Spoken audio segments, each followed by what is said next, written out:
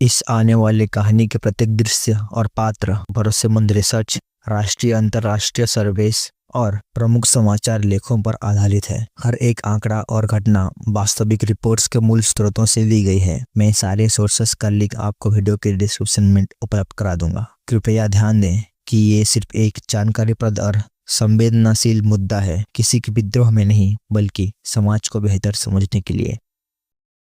हर सुबह एक नई हेडलाइन होती है, किसी बहन या किसी की बेटी के साथ गलत हुआ, कहीं पे इज्जत लूट ली गई, कहीं पे जान ले ली गई, और हम सिर्फ पढ़कर स्क्रॉल कर देते हैं। लेकिन क्या इतना ही काफ़ी है?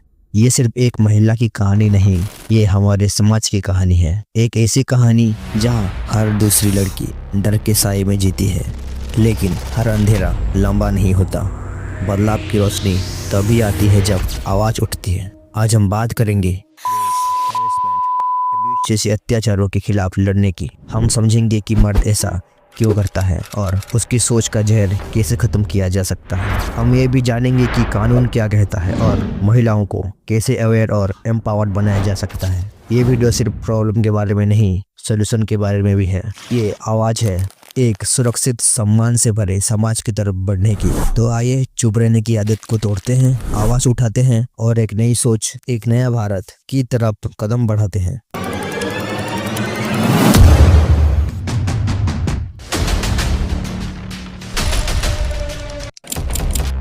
2018 से 2023 तक कुल 1,88,143 रजिस्टर्ड केसेस हैं और अप्रोक्सीमेशन में बात करें तो हर रोज 86 केसेस होते हैं। लेकिन ये सिर्फ वही केसेस हैं जो पुलिस के आसपास रिपोर्ट हुए हैं। असलियत तो ये है कि महिलाएं आगे आती ही नहीं। कई बार परिवार ही केस दर्ज करने से मना कर देता है, कहीं बदनामी का डर तो कहीं कानूनी झंझट। इसका मतलब ये है कि असल में जो घटनाएं होती हैं उनका नंबर शायद इन डेटा से कहीं ज्यादा है। और यही सबसे बड़ा डर है कि हम सिर्फ गिन रहे हैं लेकिन समझ नहीं रहे। यहाँ तक कि 2025 जनवरी से जून तक के महीने में सारे केसेस को स्टडी करें तो लगभग 10 से 15 हजार केसेस हो चुके होंगे ऑल ओवर इंडिया।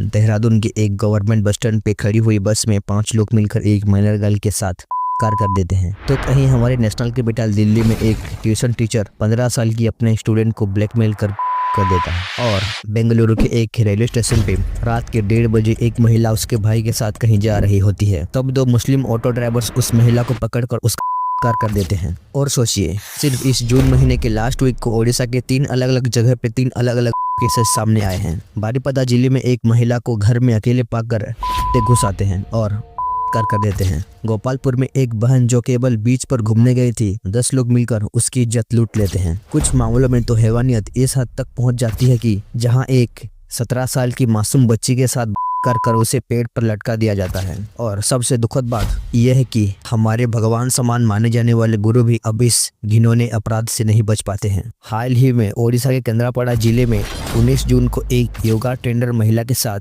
उन्हीं के एक छात्र उनका कर देता है। ये था नेशनल इशू। अब चलते हैं इंटरनेशनल इशू पे। इंग्लैंड से एक ब्रिटिश महिला इंस्टाग्राम में एक इंडियन लड़के के साथ फ्रेंडशिप करने के बाद उसके बुलाने पर महाराष्ट्र और गोवा घूमने के लिए इंडिया आती है। लेकिन दिल्ली में उसके इंस्टाग्राम फ्रेंड ने उसको एक होटल में मिलने के लिए बुलाया और उसका कर दिया।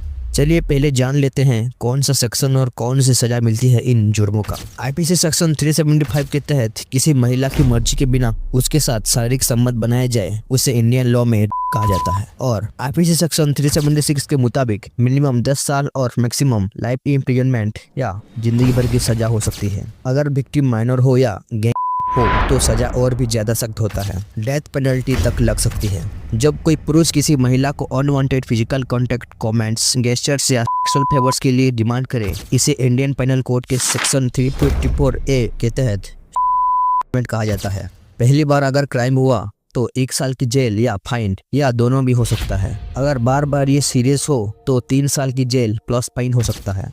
अक्सर लोग सोच लेते हैं कि एक छोटी सी कमेंट या छेड़खानी सिर्फ मजाक है, लेकिन कानून के नज़र में ये एक संगीन अपराध है।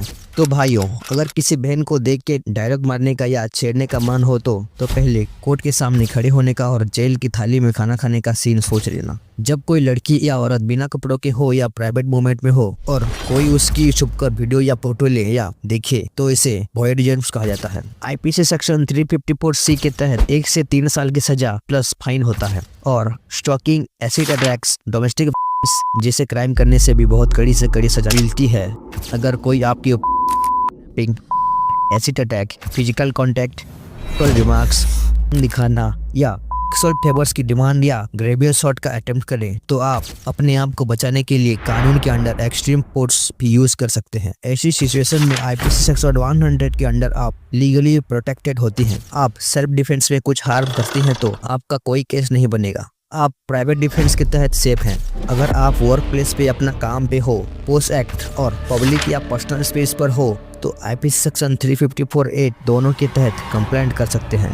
पोस्ट एक्ट 2013 एक मैंडेटरी जेंडर स्पेसिफिक कानून है जो महिलाओं को वर्क प्लेस में या सुरक्षित रखने के लिए बनाया गया है। अगर आप मैरिड हैं और आपके साथ आपके हस्बैंड या कोई रिलेटिव घर में फिजिकल अब्यूज, मेंटल टॉर्चर, डोरी डिमांड्स, दहेज या करता है तो ये सब डोमेस्टिक वायलेंस के अंडर आता है। आईपीसी सेक्शन 498A जिसने आप पे टॉर्चर किया है, आपके पति या रिलेटिव, उनको 3 साल की सजा प्लस फाइन भी देना पड़ता है। आप घर के अंदर ही कंप्लेंट कर सकते हैं, ना घर छोड़ना पड़ेगा ना चुप रहना पड़ेगा। ये सब तो बात की बात है, लेकिन सबसे पहले हम खुद को स्ट्रॉन्ग होना पड़ेगा, मुश्किल का सामना करना पड़ेगा। महिलाएं भी मर्दों से कम नहीं। अगर आप 18 साल से कम उम्र के बच्चे हैं और आपके साथ कोई एक्ट या मोलेस्टेशन करने की कोशिश करता है, चाहे वो कॉन्सेंट से हो या ना हो, तो ये पोक्सो एक्ट के तहत आता है। इस धारा के तहत एक्यूज को 10 से 20 या उम्र कैद की सजा भी हो सकती है। हमें भी थोड़ी सावधानी रख के अपने बच्चों को सेफ टच और अनसेफ टच के बारे में सिखाना चाहिए। अगर ऐसा कोई करने की कोशिश करे तो आप चाइल्ड लाइन नंबर 1098 पर कॉल करके लोकल पुलिस, स्कूल, आईसीसी या पोक्सो कोर्ट से डायरेक्ट रिपोर्ट कर सकते हैं। लेकिन मर्द ऐसा क्यों करते हैं? मर्द कहना थोड़ा इररिलेवेंट होगा क्योंकि मर्द ऐसा घिनौने काम नहीं करते। सबसे पहला रीजन है ईगो और पावर। हर बार का मतलब सिर्फ का नहीं होता, अक्सर ये होता है रिवेंज और ईगो का खेल। लाइक उसने मेरी बात नहीं मानी, अब देख मैं क्या करता हूँ। लड़का समझता है कि उसका हक है और जब कोई ना बोलता है तो वो उसे अपना अपमान समझ के अटैक करता है। साउथ अफ्रीका के वेस्ट विलेज जेल में 18 में पर एक स्टडी की गई जिसमें ये समझने की कोशिश की गई कि उन्होंने क्यों किया। इन्वेस्टिगेशन में पता चला कि ज्यादातर लोगों का चाइल्डहुड बहुत ट्रॉमेटिक था, जैसे कि माँ बाप का ना होना, मारपीट या गरीबी, घर या कम्युनिटी में वायलेंस देखना, अल्कोहल या ड्रग्स के इन्फ्लुएंस में होना और मर्द चाहे तो जबरदस्ती कर सकती है वाला थिंकिंग। और इनमें से कई पहले से भी कई क्राइम कर चुके हैं। ये स्टडी बताती है कि रेप सिर्फ डिजायर का रिजल्ट नहीं होता, बल्कि बचपन के जख्म, टॉक्सिक मैस्कुलिनिटी और सबसे बड़ा रीजन नशा इस क्राइम को जन्म देता है। कुछ रिसर्च ये सजेस्ट करती है कि लगभग आधे केसेस में अल्कोहल का इन्वॉल्वमेंट होता है, चाहे वो परपेट्रेक्टर हो या विक्टिम हो।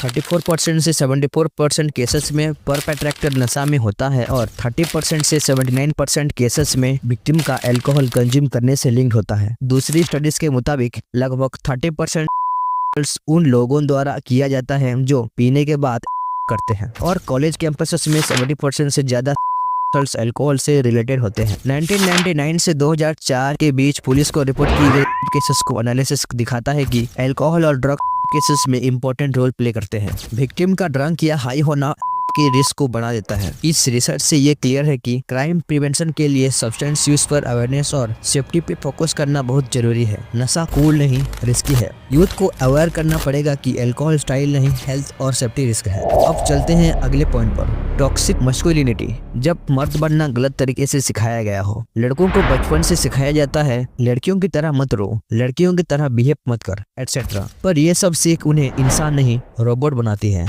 बिना इमोशन के, सिर्फ डोमिनेंस के साथ। जब फीलिंग्स दबती है और रिजेक्शन मिलती है तो वो गुस्सा बनकर बाहर आता है, कभी छेड़छाड़ बन के तो कभी बन के। असली मर्द वो होता है जो समझता है, दबाता नहीं। पॉइंट नंबर 3, जहाँ असली प्रॉब्लम शुरू होती है, सेक्सुअल फ्रस्ट्रेशन प्लस गलत जानकारी। जब साइलेंस क्राइम को जन्म देता है। सेक्स एजुकेशन के बारे में कंसर्न क्या होता है कोई नहीं बताता। लड़का सीखता है से या अकेले देखने वाले मीम से, और जो इसमें दिखाया जाता है वो टोटली अपोजिट होता है रियल लाइफ में। और फोटोग्राफी कंटेंट या कुछ डार्क कंटेंट देख के सोच लेता है कि ये सब रियल लाइफ में भी होता होगा। हमें स्कूल्स, कॉलेज या पब्लिक सेक्टर में एजुकेशन के ऊपर सेमिनार्स करके हमारे न्यू जनरेशन को इसके बारे में अवेयर करना पड़ेगा। क्या फोटोग्राफी या डार्क मीम्स का कारण बनते हैं? Let's break it down with facts. Psychology कहता है अकेला किसी को नहीं बनाता, लेकिन उड़ीसा के एक स्टडी में कुछ रेपिस्ट्स ने एक्सेप्ट किया। उन्होंने क्राइम से पहले देखा था। BICE की इन्वेस्टिगेशन ने दिखाया फेसबुक पर ऐसे सीक्रेट ग्रुप्स एक्टिव हैं जहां जोक्स नॉर्मल होते हैं। It's not if see wait, ये कोई मीम नहीं, ये इंसानियत की हार है। और सबसे बुरा इम्पैक्ट पड़ता है विक्टिम पर। अल जजीरा ने एक्सपोज किया यूपी के रोड साइड स्टॉल्स पर असली वीडियोस बेचे जा रहे हैं बिना विक्टिम की शक्ल ब्लर किए। सुप्रीम कोर्ट के सामने CBI ने भी बोला था से बढ़ते हैं। बात ये नहीं है कि फोटोग्राफी कंटेंट कंज्यूम करना गलत है, बात ये है कि हम इसको रियल लाइफ के साथ इमेजिन कर लेते हैं। लेकिन अब से अपने माइंडसेट को चेंज करना होगा, अपने इमोशन को कंट्रोल करना होगा। Don't waste your time to watching unnecessary memes and shows. इसके बदले तुम कुछ सेल्फ इम्प्रूवमेंट के बारे में पढ़ लो, देख लो, और हमेशा पॉजिटिव मोटिवेटिव पर्सनालिटीज को देखो और उनके गाइडलाइंस पर चलो। माभा जैसे NGOs लड़कों को सिखा रहे हैं कि असली मर्द वही है जो नारी की इज्जत करे। अगर कुछ गलत देखो बोलो, चुप रहने का वक्त गया। आज के लिए इतना ही। वीडियो के डिस्क्रिप्शन में मैं किस जुर्म का क्या दंड मिलता है डिटेल्ड इन्फॉर्मेशन दे दूंगा, और बहनों के लिए कुछ हेल्पलाइन नंबर्स भी डाल दूंगा। फ्यूचर में कभी काम आ सकता है। लास्ट तक देखने के लिए बहुत बहुत धन्यवाद।